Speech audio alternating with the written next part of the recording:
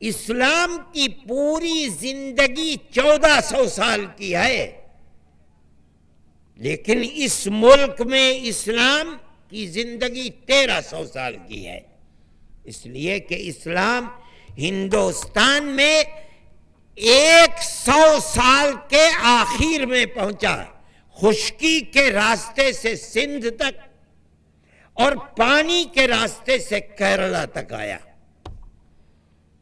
اور اس کے بعد لوگ اسلام کو قبول کرنے لگے۔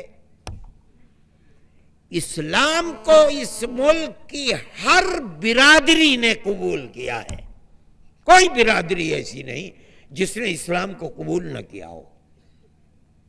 گوجر مسلمان بھی ہے، ہندو بھی ہے، جاٹ مسلمان بھی ہے، ہندو بھی ہے، بنیا ہندو بھی ہے، مسلمان بھی ہے، کشمیر میں پنڈت برہمن ہندو ہے، برہمن مسلمان بھی ہے، کہیں کوئی جھگڑا نہیں تھا، ملک امن و امان کا گہوارہ تھا۔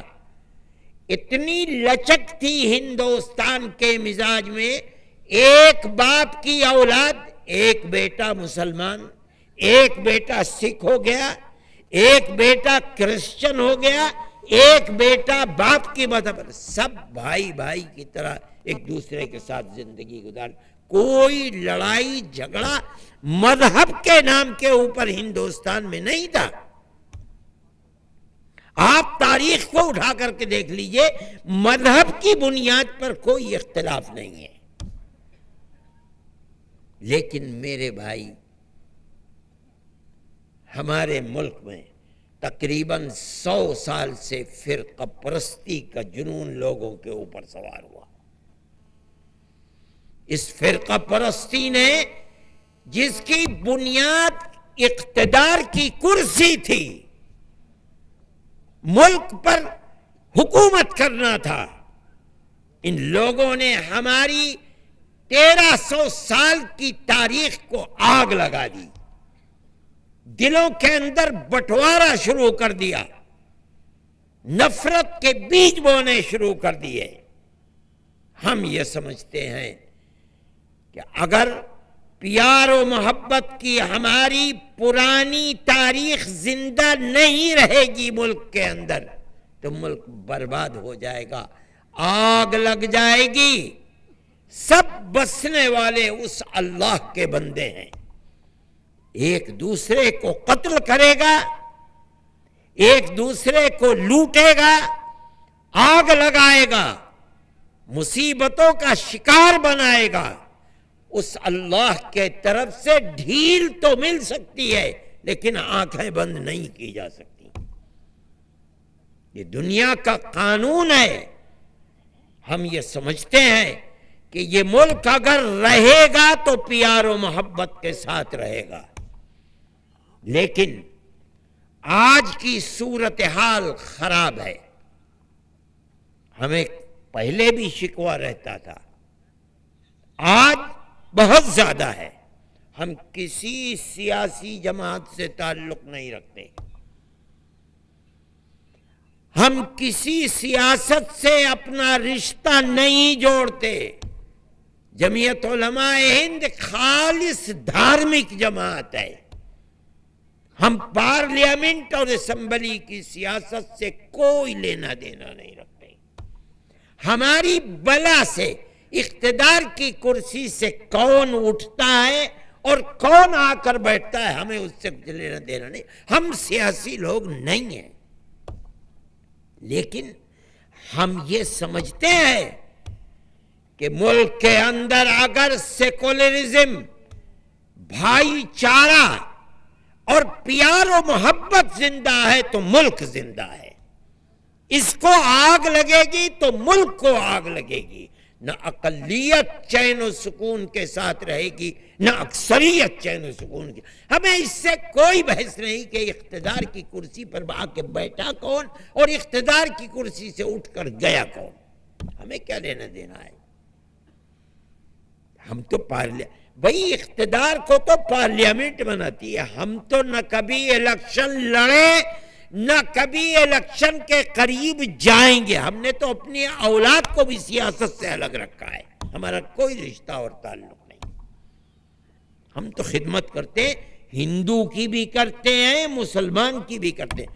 گلزار صاحب بھول گئے، انہیں بتانا چاہیے تھا کہ کلکتے کے کیس میں جہاں پھانسی کی سزا تھی اس میں مسلمان کے ساتھ ہندو بھی ہے جس کی پیروی جمعیت علماء ہند کر رہی ہے.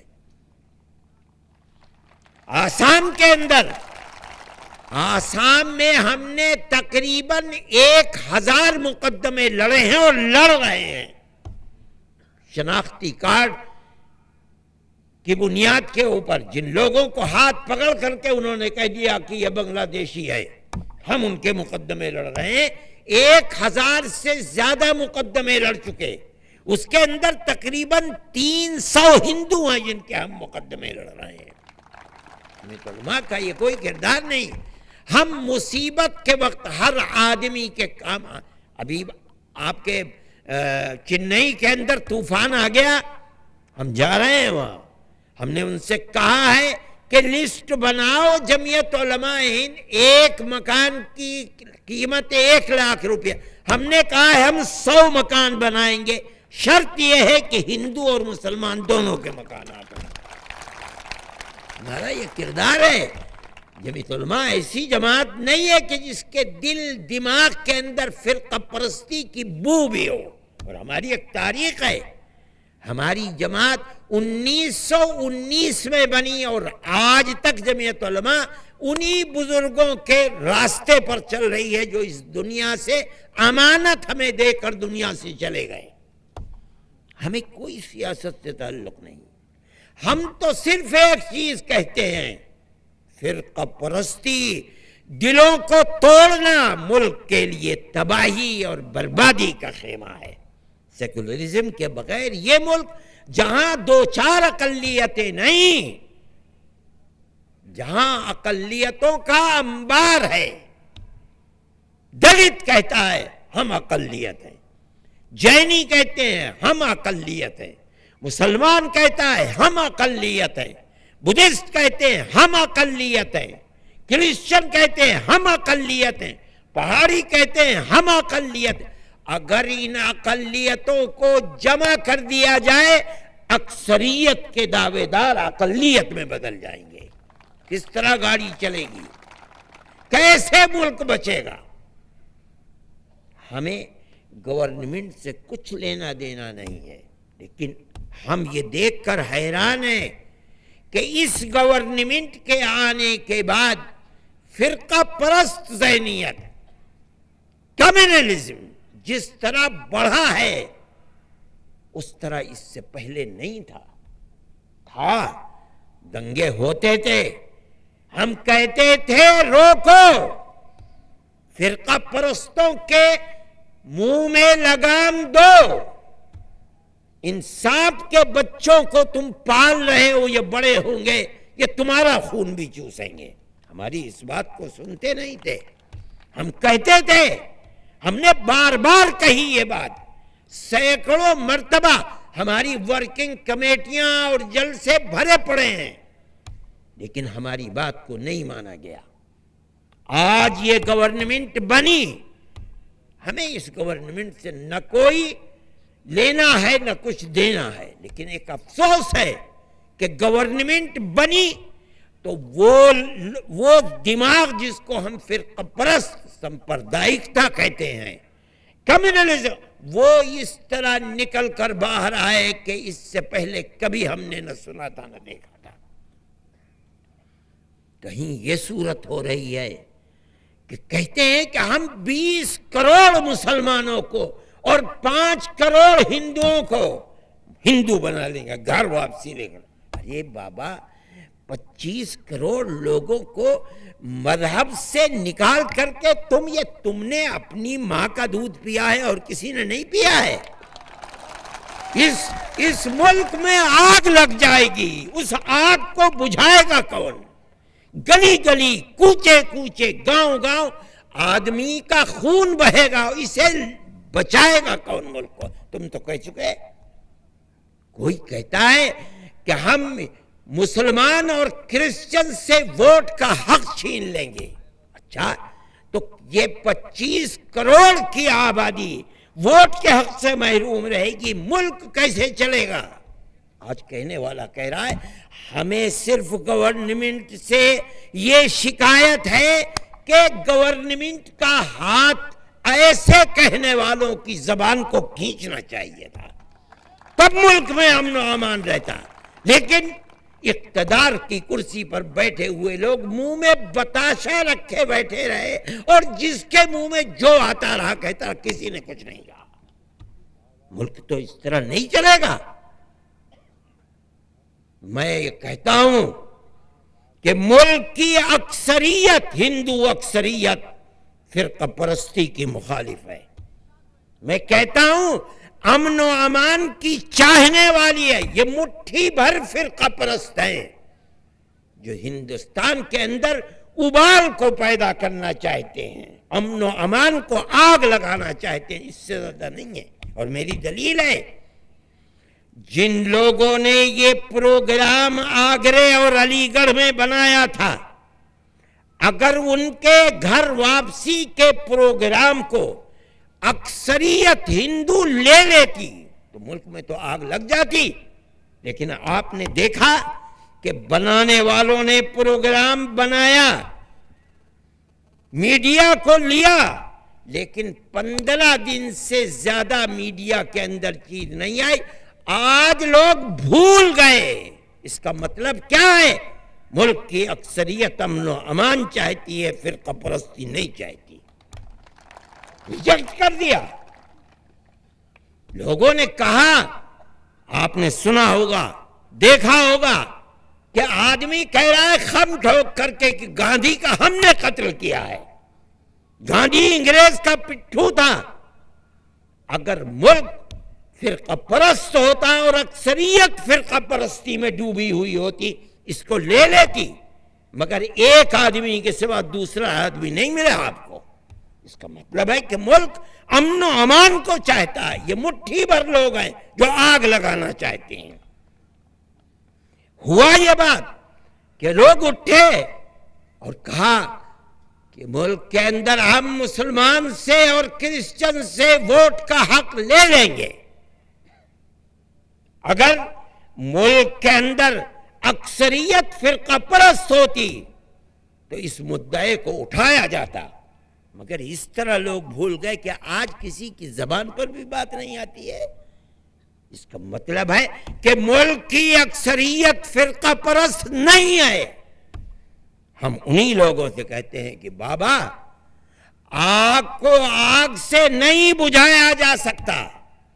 اگر دشمنی اور دلوں کو بانٹنے کی آگ برسائی جا رہی ہے تو تم پیار و محبت کی شمع کو جلاؤ اور ملک کو آباد رکھو، ملک کو برباد نہ ہونے دو. ہمارا مدعا صرف اتنا ہے اور کچھ بھی نہیں ہے. میں اور دلیل دیتا ہوں. ایک اخلاق کا قتل نوئیڈا کے اندر ہو گیا اور بالکل بلا وجہ ہو گیا. ملک میں اندر قتل تو بہت ہوتے رہتے ہیں، مگر مندر سے آواز اٹھی کہ اخلاق گائے کا گوشت کھا رہا ہے، چلو اور قتل کر دو. چیختے رہ گئے کہ بابا فریج کو دیکھ لو، ہانڈیوں کو دیکھ لو، جو برتن ہیں ان کو. ہمارے پاس نہیں ہے، گائے نہیں بکرے کا گوشت ہے. ایک جھوٹا دعویٰ بنا کر آدمی کو قتل کر دیا.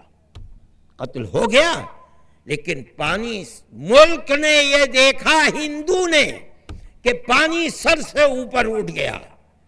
بڑے بڑے ہندوؤں نے اپنے ایوارڈ کو واپس کر دیا.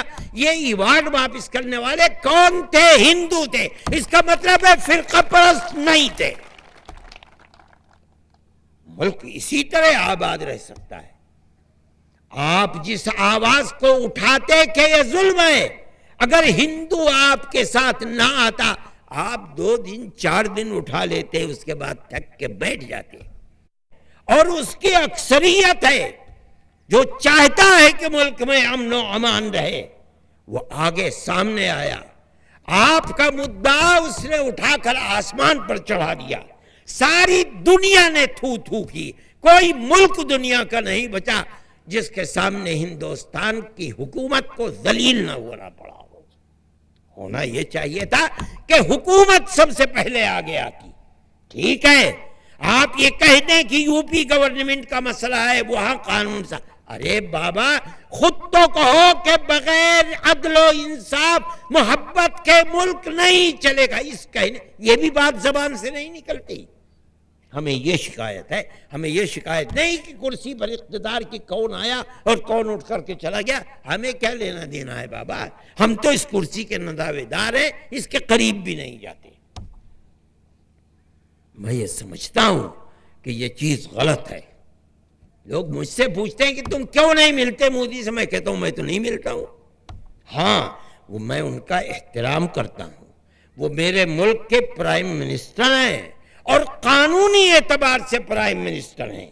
ملک کے لوگوں نے ان کو ووٹ دیا ہے اور وہ ووٹ لے کر کے وزیر اعظم بنے ہیں, ان کی پارٹی اقتدار میں آئی ہے.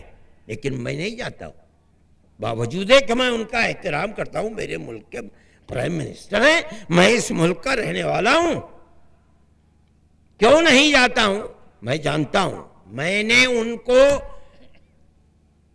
گجرات میں فساد ہو گیا ڈابھیل میں کشمیر میں تھا, مجھے وہاں دفتر نے بتایا کہ فساد ہو گیا اور ایسے ایسے ہوا ہے. 2 آدمیوں کو کے اوپر گولی چلا دی, وہ دونوں کے دونوں زخمی ہو گئے ہیں. اتنے آدمیوں کو جیل میں بند کر دیا ہے. میں کشمیر سے آیا دلی اور ہوائی اڈے ہی سے پکڑ کر کے میں سورت چلا گیا اور وہاں سے ڈابھیل چلا گیا. میں نے خود وہاں بیٹھ کر کے رپورٹ تیار کی. مودی جی کو آئے ہوئے تھوڑے ہی دن ہوئے تھے. میرا یہ دستور تھا, میں جب کبھی بھی میں نے سونیا جی سے کہا کانگریس کی گورنمنٹ میں کہ مجھے وقت چاہیے, 2-1 دن کے اندر وہ مجھے وقت دے دیتی تھی. کبھی پرائم منسٹر تھے 2-1 دن کے اندر انہوں نے وقت دے دیا, میں چلا جاتا تھا. اور اگر میں نے کوئی تحریر ان کے آفس میں کھڑکی پر بھیجوا دی تو فوراً مجھے اس کا جواب ملتا تھا. میں نے وہ تحریر ان کے پاس بھجوائی اور اسی طرح رپورٹ تیار, مجھے کوئی جواب نہیں ملا. انہوں نے جواب دینا بھی گوارا نہیں کیا. ہوا اتفاق سے یہ کہ انہی دنوں کے اندر چرچوں پر آگ لگ رہی تھی دلی کے اندر, تو عیسائیوں کے بشپس اور فادرز مل کر کے بڑا عزت والے لوگ تقریباً 40-45 لوگ اپنا ایک جماعت لے کر کے وقت لے کر کے پرائم منسٹر سے ملے. پرائم منسٹر نے ان کی بات سنی. وہ میرے پاس جوز صاحب آئے, آ کر کے کہنے لگے بھائی کمال ہو گیا. ہم گئے لے کر کے, انہوں نے ہماری بات سن کر کہا کہ میں تمہارے ساتھ نہیں چل سکتا, تمہارا جو جی چاہے کرو, میرا جو جی چاہے گا کروں گا. مجھ سے اخبار والے پوچھتے, میں نے کہا بھائی میں تو اس بے غیرتی کے لیے نہیں جاتا ہوں. میں یہ کہتا ہوں کہ ملک کی حکومت اگر پریشان حال کسی کمیونٹی کے اوپر دھیان نہیں دے گی, سنے گی نہیں, نرم بات نہیں کرے گی, ان سے وعدہ نہیں کرے, چاہے وعدے کو پورا نہ کرے مگر انہیں تو اطمینان کر کے بابا بھیجو. یہ کیا طریقہ ہے کہ جاؤ جہاں چاہے جو جی چاہے کرو, میں اپنے راستے پر ہوں, تم اپنے راستے کے اوپر ہو. اس طرح تو آپ ملک میں امن و امان اور پیار و محبت کو نہیں پیدا کر سکتے. اور ضرورت اس کی ہے کہ پیار و محبت کو پیدا کیجئے. اگر پیدا نہیں کریں گے تو پیار و محبت پیدا نہیں ہوگی اور ملک چین و سکون کے ساتھ نہیں رہے گا. وہی نوبت ہوگی کہ آج لوگ کہہ رہے ہیں کہ ہمارے بچے جاتے ہیں تو ہمیں وحشت ہوتی ہے کہ خدا جانے کیا حال ہوگا. یہ عدم رواداری ہے. کیوں ہے؟ اگر آپ کرسی پر اقتدار کی بیٹھ کر آواز لگاتے پرائم منسٹر اور ہوم منسٹر ہم نہیں ہونے دیں گے, ملک کے امن و امان کو ٹوٹنے نہیں دیں گے, کیا مجال تھی کسی کی کہ توڑ دیتا؟ آپ خاموش رہے, اس لیے فرقہ پرستی عام ہو گئی. تو نہیں ہوگی میرے بھائی. میں کہتا ہوں کہ مسلمان دہشت گرد نہیں ہیں, ہم دہشت گردی کی مذمت کرتے ہیں. یہ بتائیں گے وہ لڑکے جن کو لوور کورٹ کے اندر پھانسیاں ہوتی ہیں، وہ ہائی کورٹ میں جا کر کے نکل جاتے ہیں، ہائی کورٹ میں جنہیں سزا دیتا ہے وہ سپریم کورٹ میں جا کر کے باعزت بری ہوتے ہیں، اور کتنے بری ہو چکے ہیں۔ کیا مطلب ہے کہ جس پولیس نے تفتیش کی ہے وہ فرقہ پرست ذہنیت کے لوگ تھے، اپنے عیب کو چھپانے کے لیے کہ ان ہاتھوں تک ان لوگوں تک ہمارے ہاتھ نہیں پہنچ سکتے جو بے قصور تھے، ان کو پکڑ کر کے جیل میں بند کر دیا، اور لاٹھی اور ڈنڈے سے پیٹ کر کے ان سے اقرار کرا لیا۔ وہ جو 11 سال سلاخوں کے پیچھے جن کو پھانسی کی سزا ہو گئی تھی نکلے، ان کی کتابیں اسے پڑھو روک کے کھڑے ہو جاتے ہیں۔ ہم یہ سمجھتے ہیں کہ یہ لوگ قاتل نہیں ہیں، یہ دہشت گرد نہیں ہیں۔ دہشت گرد وہ ہیں جنہیں تم نے اپنی چادروں کے نیچے چھپا رکھا تھا، وہ دہشت گردی کرتے تھے، اور معصوم لوگوں کی گردن کو پکڑ کر کے 20 سال ہو گئے جیلوں کے اندر بنتے ہیں۔ ہم یہ سمجھتے ہیں کہ یہ بات غلط ہے، مسلمان کیوں دہشت گردی کرے گا؟ اور ہم دہشت گردی کے مخالف ہیں، مگر دہشت گردی کسی صورت میں آئے ہم ہر صورت کے مخالف ہیں۔ دھرم کے ساتھ دہشت گردی نہیں ہے۔ اگر کسی جگہ بم پھوڑتا ہے